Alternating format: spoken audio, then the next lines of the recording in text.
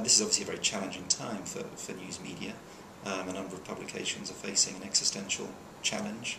If you look back over the past 5 or 10 years, a number of very well-known and venerable titles have either gone under or are struggling.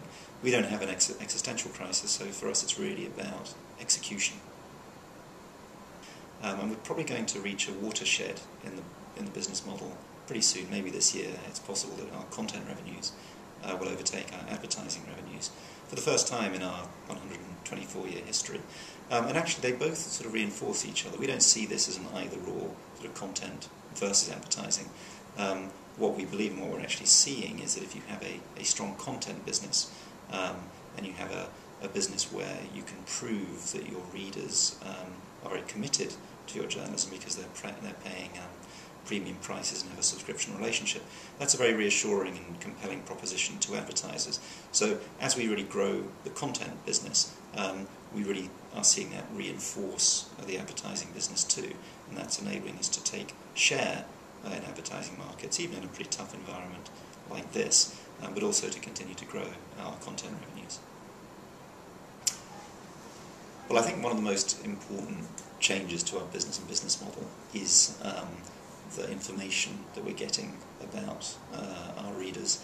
When we launched our subscription model online, obviously a big part of the thinking was to develop a new revenue stream and get what we felt was the right value for our content online as well as in print.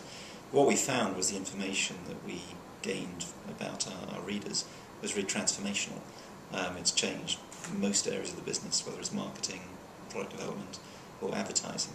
I mean, it used to be in the old days that someone would go into a newsagent and they'd buy the FT, we didn't know who they were or what they were reading, we didn't really know anything about them at all. Now we know pretty much everything. We know who they are, we know their profession, we know their age, we know what they're reading for how long. And that's a tremendously powerful change. We've moved in a sense from the dark ages to the age of enlightenment, where we really understand our readers as we never could before. That's really improved our acquisition efficiency, our retention rates. We can deliver much more effective returns on investment in advertising, and we can do a much more effective job of developing new features and new products because we understand what readers want and we can test them. So there's a lot more to do in this area. We're sort of only, in a sense, scratching the surface of the potential. A key part of our strategy is to build a series of specialist services and publications around the core FT and FT.com. And like everything we do, this is really being driven by reader demand. Business has obviously become very global. It's also become very, very specialised.